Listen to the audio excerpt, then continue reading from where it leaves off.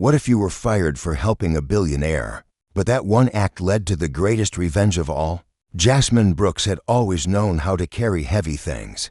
Not just the silver trays laden with crystal glasses and plates of overpriced lobster at La Lumiere, the elite Manhattan restaurant where she worked, but the invisible burdens of her life. At 28, she balanced the demands of 12-hour shifts with caring for her aging mother, whose arthritis had stolen her mobility, and supporting her 17-year-old brother, Jamal, who dreamed of becoming the first in their family to go to college. Her life was a tightrope walk, each step deliberate, each misstep a risk she couldn't afford.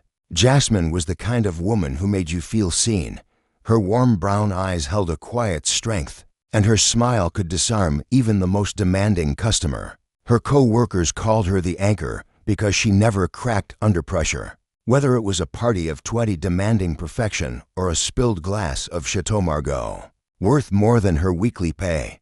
But beneath her calm exterior, Jasmine carried a fiery determination to rise above the life she'd been handed. La Lumiere was a world apart from the Brooklyn apartment she shared with her family. The restaurant's clientele included Wall Street tycoons, tech moguls, and celebrities who tossed $100 tips like loose change. Jasmine had learned to navigate their egos, to anticipate their needs before they voiced them. She was invisible. To them, just another face in the service industry, but she took pride in her work. Every dollar she earned was a step toward Jamal's tuition, a new wheelchair for her mother, a future where she wasn't defined by her circumstances. Her manager, Richard Caldwell, was another story, a middle-aged man with a penchant for designer suits and a sneer that seemed permanently etched on his face. Richard ruled La Lumiere like a petty king. He thrived on control, barking orders at the staff while fawning over the guests. To him, Jasmine was a cog in his machine, reliable but replaceable. "Don't get too comfortable," he'd say, his voice dripping with condescension. "This isn't your world." Jasmine swallowed the insult every time. She needed this job. But that night, everything would change. It was a Friday evening, the restaurant buzzing with the hum of wealth. Crystal chandeliers cast a soft glow over white tablecloths, and the clink of silverware mingled with the murmur of high-stakes conversations. Jasmine was in the zone, weaving through the dining room with a tray of martinis, when she noticed a commotion at table 12. Elon Musk sat there, surrounded by a small entourage. His presence was magnetic, drawing eyes from every corner of the room. He was La Lumiere's most high-profile guest that night, and the staff had been warned to be on their best behavior. But something was wrong. Musk's phone was pressed to his ear, his voice low but urgent. His team looked tense, their faces pale as they whispered among themselves. Jasmine caught fragments of the conversation as she approached with a fresh bottle of Pellegrino. "The jet security system is down, remote hack. We can't override it." Musk's jaw was tight, his fingers drumming on the table. The situation sounded serious, potentially dangerous. The other servers hesitated, their eyes darting nervously toward Richard, who was hovering nearby, oblivious to the crisis. Jasmine's heart raced. She wasn't supposed to get involved. Her job was to pour water, smile, and stay out of the way. But she couldn't just stand there. She'd grown up in a neighborhood where hesitation could cost you everything. She set the bottle down and stepped closer, her voice steady despite the knot in her stomach. "Mr. Musk, I couldn't help but overhear," she said, keeping her tone professional but firm. "I've dealt with tech issues before. Can I take a look?" Musk's eyes flicked up, surprised.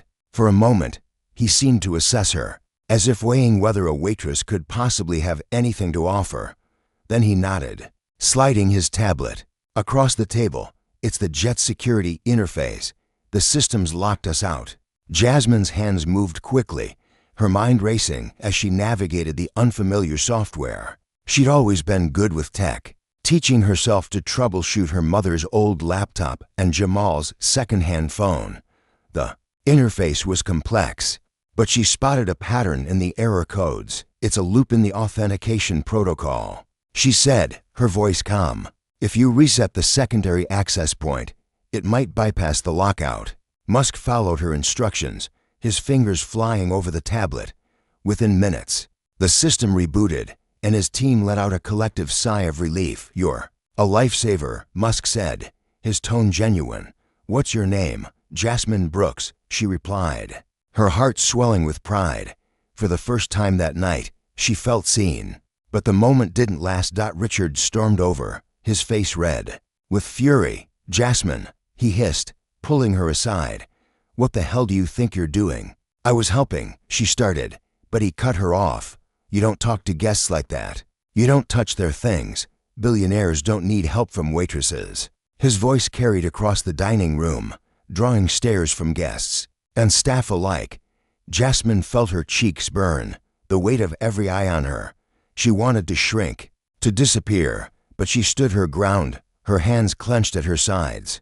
"I was just trying to help," she said quietly, her voice steady despite the humiliation. "Help?" Richard scoffed. "You're here to serve, not to play hero. Get out of my sight." Jasmine finished her shift in a daze, the sting of Richard's words echoing in her mind. She knew what was coming. The next morning, as she arrived for her shift, Richard called her into his office. "Your behavior last night was unacceptable," he said. Not meeting her eyes. "You're fired." The words hit like a punch. Jasmine's knees buckled, but she caught herself on the edge of his desk. "Fired for helping a guest. You overstepped," Richard said coldly. "This isn't your place." Jasmine walked out of La Lumiere, her apron still clutched in her hand, the city's noise drowning out the sound of her breaking heart. She'd given everything to that job, her time, her pride, her future, and now it was gone. The humiliation was suffocating, but beneath it, a spark of anger flickered. She wasn't going to let this define her. Jasmine spent the next day in a fog, replaying the incident in her mind. She sat on the worn couch in her mother's apartment, staring at the stack of bills on the coffee table. Jamal was at school, and her mother was napping, the hum of the TV filling the silence. Jasmine's phone buzzed, an unknown number flashing on the screen.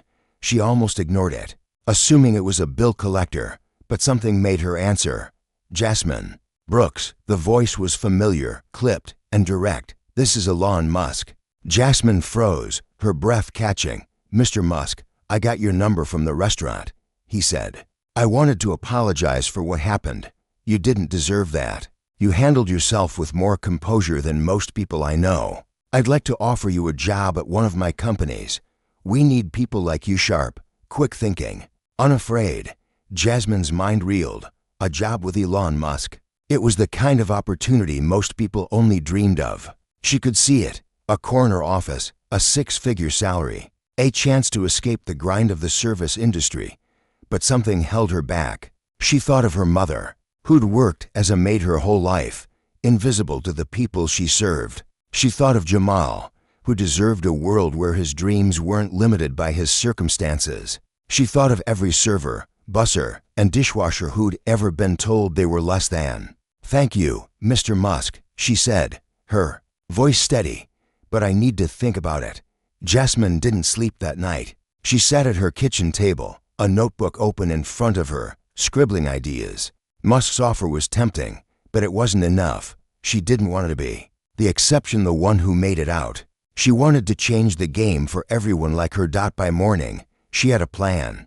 She called a friend who'd worked in non-profit organizing and spent hours researching online. She used her savings to register a website and filed the paperwork to launch Power in Service, a non-profit dedicated to uplifting underrepresented workers in the service industry. Her mission was clear: to give a voice to those who'd been silenced, to create opportunities for those who'd been overlooked, and to fight for policies that protected workers' rights. Jasmine's story had already gone viral, thanks to a guest at La Lumiere who'd recorded Richard's outburst and posted it online. The video spread across social media, sparking outrage and support. #JusticeForJasmine trended for days, and donations poured in to support her cause. Jasmine used the platform to share her vision, speaking at community centers, writing op-eds, and partnering with labor rights organizations. Power in Service began offering workshops, scholarships, and legal support for service workers, with a focus on Black and brown women who face the brunt of systemic inequality. The next year was a whirlwind.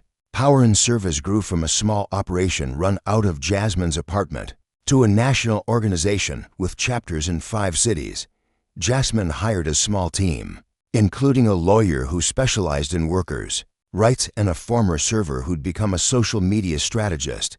They lobbied for better wages, safer workplaces, and protections against unfair firings. Jasmine's face became synonymous with the movement, her story inspiring thousands to share their own experiences of being undervalued in the service industry.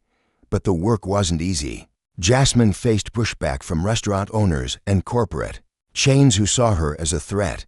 She received hate mail, some of it laced with racial slurs, but she refused to back down. She thought of her mother, who'd taught her to stand tall, and Jamal, who was now applying to colleges with scholarships Power and Service had helped him secure. One day, Jasmine received an invitation to speak at a tech conference in Silicon Valley. Elon Musk was the keynote speaker. She hesitated, unsure if she wanted to share a stage with the man who'd inadvertently set her life on this path. But she accepted, determined to use the opportunity to amplify her message. The conference was a sea of tech brothers in hoodies and venture capitalists in tailored suits. Jasmine stood backstage, her heart pounding as she prepared to speak. She wore a simple black dress, her hair pulled back, her mother's gold necklace glinting at her throat. When she stepped onto the stage, the room fell silent. "My name is Jasmine Brooks," she began, her voice steady. "A year ago, I was a waitress at a Manhattan restaurant. I was fired for helping a guest in a moment of crisis. That guest was Elon Musk." The crowd murmured, heads turning toward Musk, who sat in the front row. Jasmine continued, her words sharp and clear. "That moment could have broken me, but instead, it showed me the truth. The service industry is built on the backs of people like me, black women, brown women, people who are told we're invisible. I started Power and Service to change that, to give us a voice, to make sure we're seen." The room erupted in applause. Jasmine's eyes met Musk's, and he nodded, a small smile on his face. After her speech, he approached her. "You didn't take my offer," he said, his tone light but curious. "Why?" "Because I'm not here to climb your ladder," Jasmine replied. "I'm here to build my own." 2 years later, Power and Service had become a force. The organization had helped pass legislation in 3 states to protect service workers from unfair firings and ensure better wages. Jasmine's story inspired a documentary, and her TED Talk garnered millions of views. She wasn't just a symbol anymore, she was a leader, a changemaker, a beacon of hope.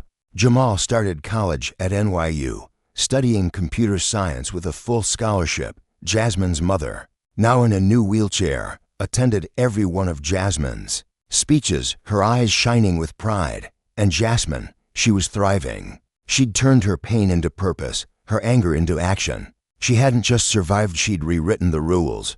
As she stood at the ribbon-cutting ceremony for Power and Service's new headquarters in Brooklyn, Jasmine looked out at the crowd. Servers, bussers, dishwashers, and bartenders stood shoulder to shoulder with policymakers and activists. She thought of that night at La Lumiere, when she'd been told she didn't belong. She thought of Richard's sneer, of the weight of the tray, of the spark that had ignited her fight. "This is for us," she said, her voice carrying over the crowd. "For every person who's been told they're not enough. We are enough, and we're just getting started." The crowd roared, and Jasmine smiled, her heart full. She hadn't just changed her own life, she'd changed the world.